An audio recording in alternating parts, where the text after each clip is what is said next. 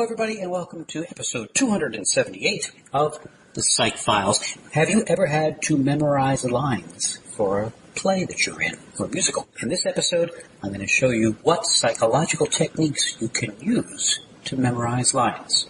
Now, I know a little bit about this because my father was a theater director, and so I kind of grew up around the theater, feel pretty comfortable, and then took it up. I've been doing it for, and I'm doing shows, musicals for, 30 years or so.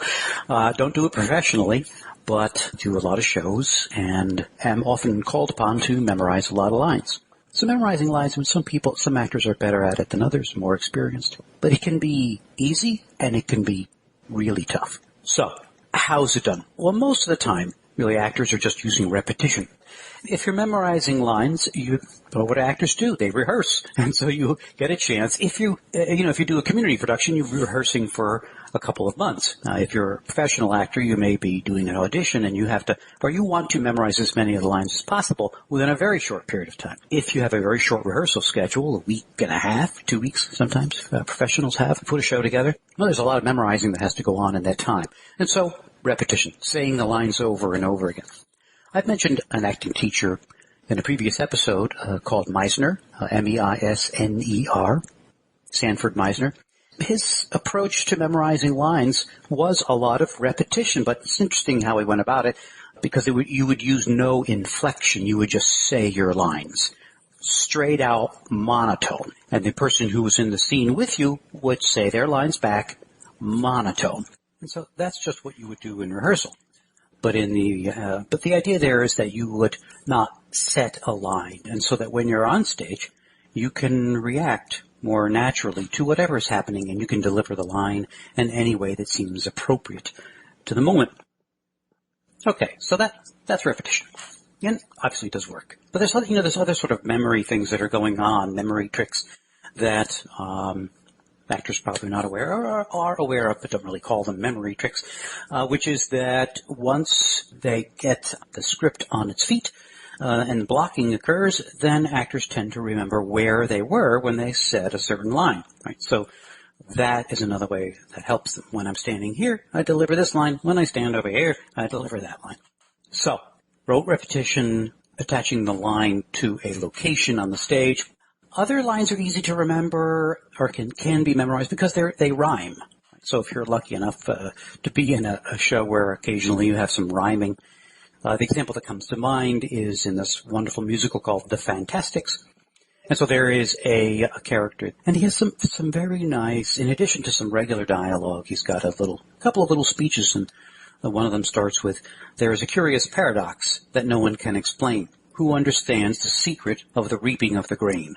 Who understands why spring is born out of winter's laboring pain?" Okay, so, once you get started on that, the rest of it does kind of fall into place there. Okay, other lines that are easy. Then we'll get to the hard ones, and I'll show you how the memory techniques can work. Some lines are easy, right? Because a character walks in the door and says hello, and you say, "Oh, hello, Sally." And then she says, "Where were you?" And then you say, "I was down at the bar." I mean, right, so you don't really need memory tricks for that because, heck, that is all normal conversation. Another easy one was this is maybe the easiest line to remember, is when you simply repeat what the other person says. So if the other character says, "Where were you?" and your response is, "Where was I?" Right? Or it even says, Where were you?" That's easy to remember. Now, traditional trained actors memorize lines in part because they've analyzed the scene and they know what the objective is. They know what the character is trying to accomplish. So they ask themselves, what am I doing in this scene? Why am I here? Right, so you're elaborating. We would call that elaboration as a memory. So you're bringing more to it. So you are here for why? What is it you want to get? What do you want to make the other character do? So they put it in real action verbs kind of thing. I want that character to give me money. Okay, so that's your objective in this part of the scene. And how are you going to go about that? Because you can steal it, you can threaten, you can intimidate, you can plead, right? So again, it's about goals and verbs to help you with those things. And if you really, take a look at it at that level, then the lines are not these abstract things that come out of nowhere. They're there for a reason. And there's this great quote that I wish was true. And it's by one of my favorite acting teachers. Her name is Uta Hagen. Uta, U-T-A, and last name Hagen, H-A-G-E-N. So, no longer alive, but she wrote a number of acting books, A Challenge for the Actor being maybe the most famous.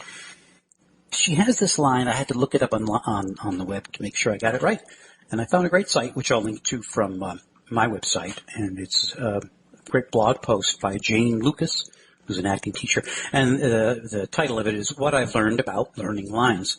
And so she says, quote, instead of coaching her students, now she's talking about Uta Hagen, instead of coaching her students to focus on memorization, Uta Hagen instructed them to make every element of the play real to them. Every person, every thing, every event, every landscape, even the weather. And Hagen asserted that creating those, what she called particulars, will lead the actor to the lines. So she quotes Hagen as saying this, quote, as you make your particularizations, in other words, as you make everything specific like this, much of what you have to say will become inevitable. And I love that because it's reassuring. I would say, I wish that were true, that the line, you don't have to worry about anything. The lines, if you know why you're there and what you're after, and you understand everything about the character, then the lines are inevitable. Only wish it was. Because so many times, and so I think that's true in a lot of cases, but there are some plays and songs where that there is just no logic to what you're saying. What comes to mind is a play by Ionescu called The Chairs. So he was, and also there's another one that he wrote called The Bald Soprano. So he's from this school called the Theater of the Absurd, which you don't see anymore. Maybe you'd see it on a college campus, but because it's not the kind of thing you would see at your local community theater. And they're very odd plays. And just to give you a sense of how odd they are, let me just read you a couple of lines from the beginning of The Bald Soprano. So it's just two characters, Mr. and Mrs. Smith, and they're sitting in their living room, and Mrs. Smith has lines. Mr. Smith, all he does in response is to click his tongue. Okay, because he's reading something. So those are the actual directions. It says, continues to read, clicks his tongue. So she has lines like this. It actually starts out this way. There, it's 9 o'clock. We've drunk the soup and eaten the fish and chips and the English salad. The children have drunk English water. We've eaten well this evening. That's because we live in the suburbs of London and because our name is Smith. That's her first little paragraph. Then he clicks his tongue, and then she says, potatoes are very good, fried in fat. The salad oil was not rancid. The oil from the grocer. I mean, she goes on talking about this meal and pauses briefly for him to click his tongue. So this goes on for a little while here, and some of these are long stretches of, here's another little bit. Our little boy wants to drink some beer. He's going to love getting tiddly. He's like you. At table, did you notice how he stared at the bottle? But I poured some water from the jug into his glass. He was thirsty and he drank it. Helen is like me. She's a good manager, thrifty, plays the piano. She never asks blah, blah, blah. It's just, these plays from the Theater of the Absurd are absurd. I don't know enough about why they even wrote to go into it, but there you have really no connection to the other person. They're not saying anything to you. You're not responding to anything except tongue clicks. And so my hat is off to the actors who can memorize that stuff. And I would bet that is just a lot of repetition. I was in a play a few years ago by Woody Allen. It's called Play It Again, Sam. And this was a show where I was on stage for the entire show. I think I walked off stage maybe twice. So it was just scene after scene after scene. But luckily, we were interacting, and so there was working off of each other. But there were certainly times where I had to rely on mnemonics just to help me know what's the next scene, what's going to happen in it. A few years ago, I was also in another show, one of the shows that I do. Usually do one or two at most a year, and that was called The Drowsy Chaperone. And I'll link to that because I talked about the Drowsy Chaperone in another episode of the podcast because there's some interesting psychological commentary on it. I was the character. The character doesn't even have a name, but he's on stage all the time. But a lot of the time, he just sits in a chair, and he's talking about one of his favorite shows.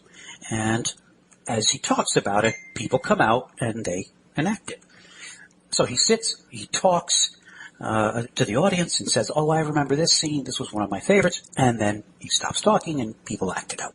The challenge here was to know what the next scene was, because sometimes it wasn't a continuous play.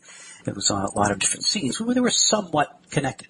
So I used a technique called the Method Loci, which I've talked about here on the podcast. That basically is where you try to attach what you're trying to remember to a location that you're more familiar with. So typically people use their homes.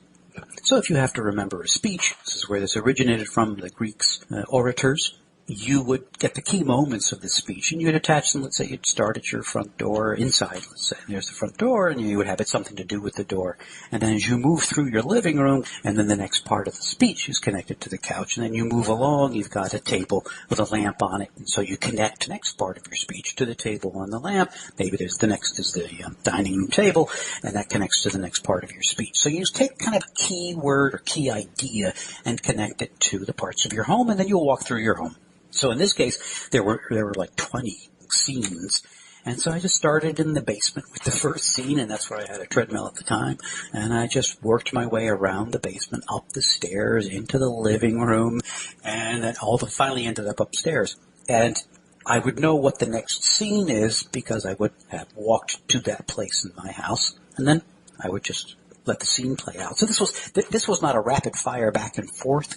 So there was enough time for me to just say, okay, well, the next place is this, and the next place is that. And after a while, of course, the thing about these mnemonics when you're acting is that they're very helpful in the beginning, but if you do have something that's rapid fire, you'd be in two places at once trying to remember your mnemonic and then trying to deliver the line. So hopefully what these techniques do is when you're away from the script, when you're driving or when you're outside trying to remember the lines, if you get stuck and you don't have the script.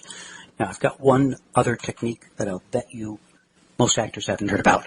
And maybe you really never thought about it. It is a technique I've talked about before in terms of studying for a test, but it also would be great if you were trying to memorize lines. It's a technique called interleaving. Actors may not use it. So here, this is something I strongly suggest. And so the idea for students, let's say, when they're trying to memorize something for a test. Let's say they have biology and psychology. Well, what students tend to do is to block everything into one piece. To spend the first hour, you're going to spend 2 hours studying. First hour is psychology. Second hour is biology. Okay, that's fine, but you know what would be even better? And the thing is, what you're trying to do is just sort of exercise your mind. Even better, 15 minutes on psychology, 15 on biology, back to 15 minutes on psychology, 15 minutes on biology. It's that mixing up process that really gets your mind, you can imagine it's like skipping rope. Your mind has to shift. And when it does that, it really forces the mind to cement things better, to make better connections. And it just gets you to, exercises you. So it's called interleaving. And so the idea for actors would be that you would work on a scene, let's say in the beginning of the play, and then a scene, and then you jump to near the end, and then into the middle. So you would jump around rather than just force your mind to memorize all of Act 1, or all of your scenes in Act 1, and then all of your scenes in Act 2, all in the same order. So mix up the order, and that'll be helpful. Got one more tip, too, that I wanted to share. So right now I'm in a show called Kiss Me Kate, a musical. Fun little show. It's just playing one of the gangsters, and I have this great song, though. It's called Brush Up Your Shakespeare. So I don't know if you've heard of it. Here's a little snippet. Brush up your Shakespeare. Start quoting him now. Brush up your Shakespeare, and the women you will wow. Just declaim a few lines from Othello, and they'll think you're a hell of a fella. If your blonde won't respond when you flatter her, tell her what Tony told Cleopatra. Now this song has both great parts that make it easy to remember and tough things that make it hard to remember. For example, the melody is great. It's 3/4 time, so the rhythm's right. It's doom doom doom doom doom doom da da da da da da. So the melody, the rhythm, there's lots of rhyme. All of those things help to remember what the line is. The part that makes it hard is that, like the bald soprano, it jumps around. The song is sung by two men, and sometimes one man sings a line, and then the other man sings the other half of the line, and sometimes one of the men sings the entire line, or two lines in a row. And they're always about different things, right? So let me just show you a little bit of where it jumps around. So, for example, one of the characters says a line like, just declaim a few lines from Othello, and they'll think you're a hell of a fella. Okay, so that's that. And then the other actor comes in with a line that's, if your blonde won't respond when you flatter her, tell her what Tony told Cleopatra, right? So Shakespeare. One line is, if you can't be a ham and do Hamlet, they will not give a damn or a damlet. Okay, funny, rhymes, but where does it come from? It doesn't grow out of the previous line. Really challenging. So I've taken the entire song and boiled it down to 2 people and 2 locations.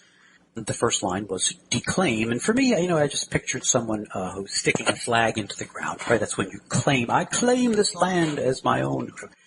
And so I pictured an astronaut sticking a flag in the ground.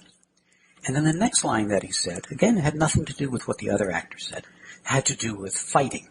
And so next I pictured an astronaut puts the flag in the ground, and then he's fighting with the alien who's on the planet. The next line had to do with buying something. And so I imagined him giving some money to the alien to buy the planet. And finally, the last line had the idea of the character kicking someone. And so I imagined that the alien turns around to walk away, and he kicks him. So that's a little bit of story. And so again, if I am driving the car and I just like, oh God, what is that? What is that? Instead of it being a complete waste of time, I can go and see the astronaut, and he puts his flag in the ground, and fights with the alien, gives him money, and then kicks him in the rear. And believe it or not, again, like all mnemonics, that sounds really weird. You might say, I can't imagine using some kind of strategy like that. But it is yet another sort of memory technique that really, really does work. So I'll give you one last tip right before just summing up here. So typically lines are memorized through repetition. All right. So that's the approach that we tell students not to use, because you're just repeating it. It's going to go out of your head. The reason why it kind of works for actors, though, is that they do this repetition spaced out over time. So instead of cramming it the night before, they repeat once, and then they repeat again the next night, the next rehearsal. So that's distributed practice, and that's what helps them to memorize it. But actors also attach lines to locations on the stage. That really helps. Rhyme, if what you're saying happens to rhyme, that's really good. Hopefully a lot of times the lines make sense. So if someone says this, as I mentioned before, so if someone says, how are you, Harry? And you say, feeling a little sick today. It's like normal conversation, so those are easier to remember. But what also helps is really analyzing the scene, as I mentioned, and knowing what the character is there for, what do they want, what are they trying to achieve, how are they going to go about achieving it, and all of that does make the lines that you say a little bit, like Uta Hagen said, inevitable. And they have to be these lines. They have to flow in this way because I'm trying to achieve this goal. The keyword technique, again, that's where someone says a line and you take a word out of that line, something that's perhaps unusual, and tie that to typically the first part of your line. So if someone has a word, and someone the other night has a line that has the word trooper in it, that's a little bit unusual. And so you can picture police trooper, or trooper, and then that's why I attach that to the first few words that I said. And then there's the story imagery, which I mentioned, right, where you're distilling down a complex scene into just a few, what actors might call beats, but in addition I use some imagery. Help me to practice even when I'm away from the script. Finally, once you have your lines kind of down, or in order to really get them to be automatic, do some boring activity at the same time as you say the lines. This is really good for your brain because, again, it sort of forces you, like the interleaving, right, where you're jumping around the scenes, you're going to scene, Act 1, Scene 3, Act 2, Scene 5, back to Act 1, Scene 6. That's interleaving. Do something boring. Wash the dishes. It can't be something too complex. You can't really multitask. but throw a ball. Doing that while you recite your lines is really helpful. Okay, so there you go. Hope you found this interesting.